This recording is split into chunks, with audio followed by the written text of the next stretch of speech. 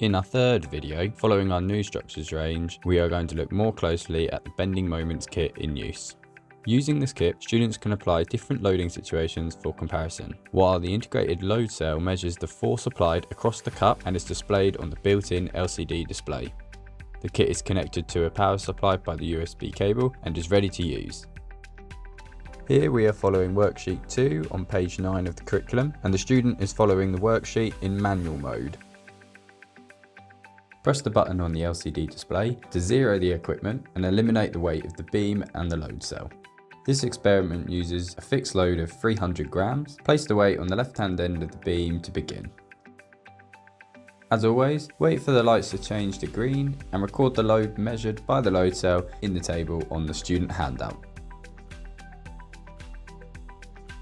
Move the weight along to the next hole to the right and record the new load cell reading.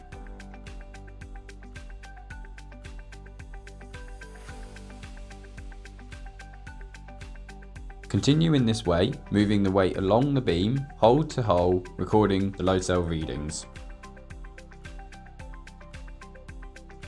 Once you have collected all your readings, use them to calculate the reaction force at the support A for each position, then calculate the measured and the theoretical values of the bending moment. On completion, the student will have completed a graph for analysis.